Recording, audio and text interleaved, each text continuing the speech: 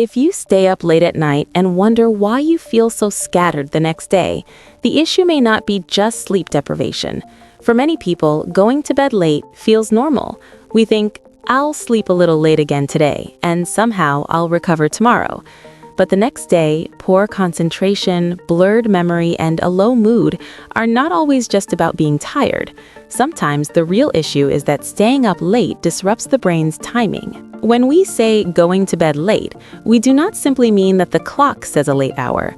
Someone who sleeps at 1:30 a.m. and wakes up regularly at 9:30 a.m. is not in the same situation as someone who sleeps at 1:30 a.m. and has to drag themselves out of bed at 6:30 a.m. with an alarm.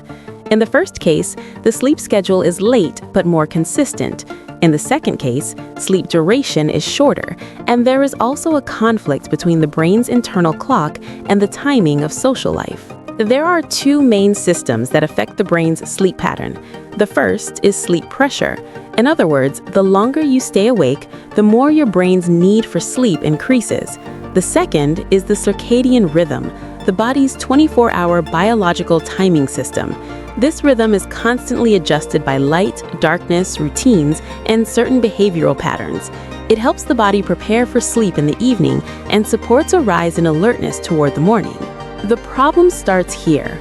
If someone stays up late until very late, is exposed to bright light and screens during that time, and still has to wake up early in the morning, the biological clock and daily life begin to clash. In that case, it is not only sleeping too little that becomes an issue, but also sleeping at the wrong time. It is also important to emphasize this point. Not everyone who goes to bed late is affected in the same way. That's because there's a natural tendency called chronotype. Some people are naturally inclined to sleep later. This tendency is especially more noticeable in adolescents and young adults, so going to bed late should not automatically be seen as a problem on its own. From a scientific perspective, the more meaningful question is this: does this late sleep schedule impair daytime functioning? Does it reduce total sleep? Does it create large differences between weekdays and weekends? One of the fastest ways staying up late affects the brain is through reduced attention. Going to bed late, especially when combined with short sleep and circadian misalignment, can make the brain's attention system work less efficiently. As a result, focus may become scattered, small mistakes may increase, and reaction time may slow down. Most people do not experience this as a dramatic collapse, but rather as a small yet constant loss of efficiency throughout the day. So, why does this happen? Going to bed late does not always mean simply having less energy. The brain's attention system works in a constant balance. If sleep pressure has built up and circadian misalignment is added on top of that, the brain may be able to focus for short periods, but may struggle to sustain that focus for long. That is why many people feel, I'm okay at first, but then I start to lose focus. The important point here is this: people do not always fully notice the drop in performance. There may be declines in concentration and in the speed of responding. This makes the effects of staying up late somewhat subtle.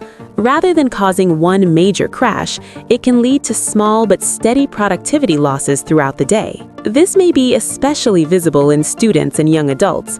Their biological clock tends to shift later, while school and exam schedules remain fixed.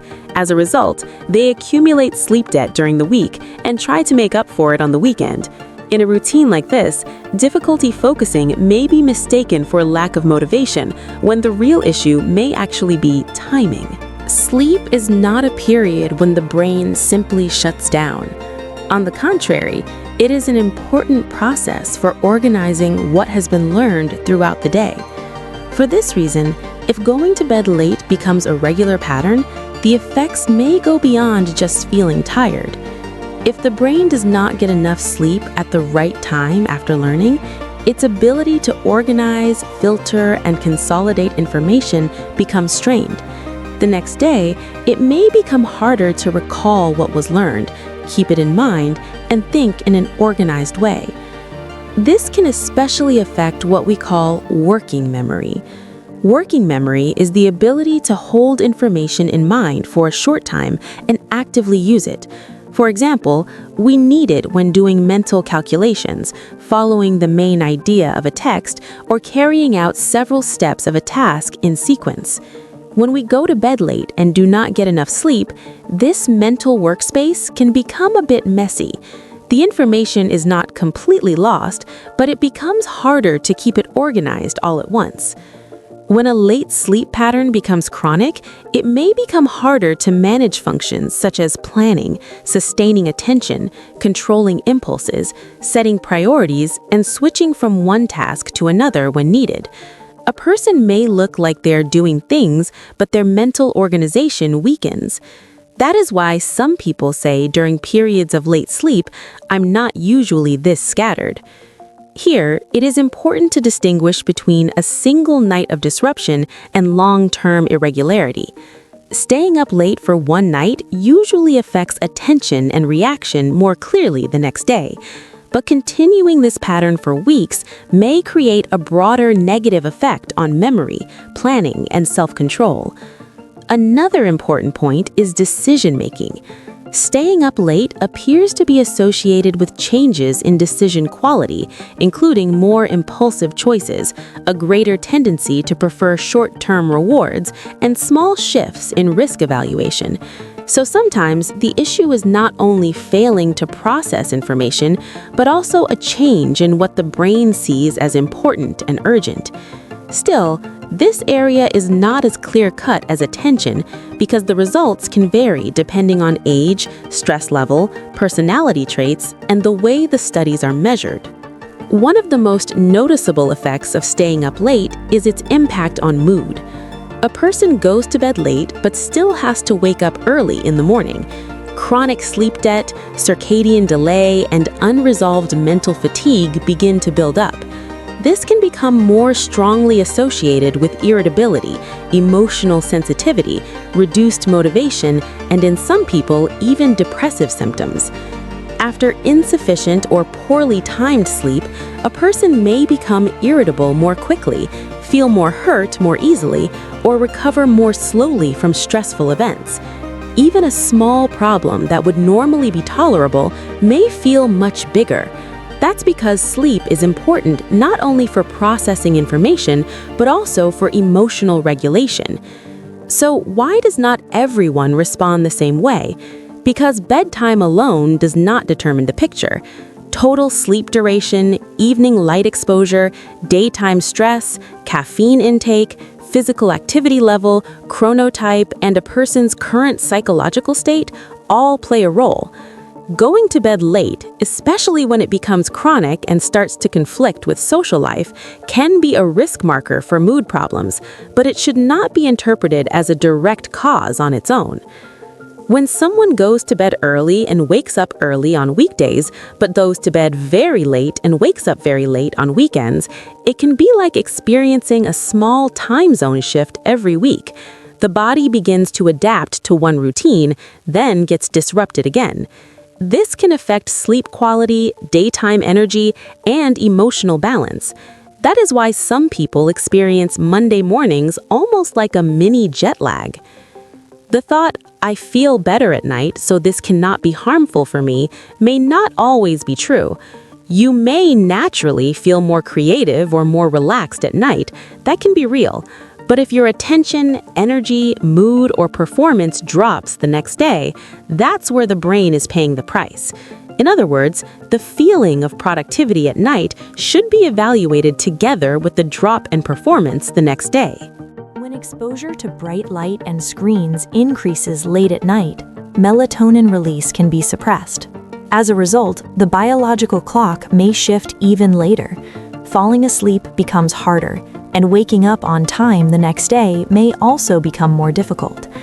The issue here is not just blue light. Phones, games, videos, short-form content, and social media also create a kind of mental stimulation that keeps the brain active. As a result, even if a person gets into bed, the mind may not immediately switch into sleep mode. The first misconception is, going to bed late is equally bad for everyone. No, some people are naturally more inclined to sleep later. If a person can get enough sleep, maintain a stable routine, and function well during the day, then going to bed late may not be a problem for them. The bigger issue is when late sleep timing causes short sleep and irregularity. The second misconception is only total sleep time matters, timing does not. That is also an incomplete view. Total sleep duration really is very important, but the same 7 hours of sleep may not have the same effect if it occurs at different biological times. Especially when a sleep schedule conflicts with morning obligations, it can create an additional burden on attention and mood. The third misconception is this: late bedtimes, nighttime light exposure, shift-based living, and circadian disruption are associated with a variety of mental and physical problems, but nutrition, stress, inactivity, workload, and socioeconomic conditions are also part of the picture. That is why strong statements such as going to bed late permanently damages the brain would be scientifically too harsh. If we summarize the topic in 3 points: 1. We cannot say that going to bed late is automatically harmful on its own, but if this pattern turns into short sleep, irregularity, and conflict with the biological clock, brain performance may be affected. 2. When we go to bed late, the brain is affected most quickly through attention, reaction time, daytime alertness, and mood. Effects on memory, learning, and executive functions may also become more noticeable when this irregularity becomes chronic. 3. Evening light exposure, screen use, large differences between weekdays and weekends, and the need to wake up early can all reinforce this cycle. So the issue is not only what time you go to sleep, but how sleep duration, consistency, light exposure, and alignment with the biological clock work together. The clear message is this: going to bed late does not mean the same thing for everyone, but when this pattern turns into short sleep, irregularity, and conflict with the biological clock, attention, memory, mood, and daytime performance can be noticeably affected. In other words, the risk is not just the late hour itself, but what happens when that hour combines with sleep duration, light exposure, and daily life demands. In your case, what is the most noticeable effect of going to bed late the next day? Trouble focusing, a change in mood, or difficulty waking up in the morning? Write it in the comments. And if you enjoy science-based videos that connect with everyday life, do not forget to like the video and subscribe to the channel.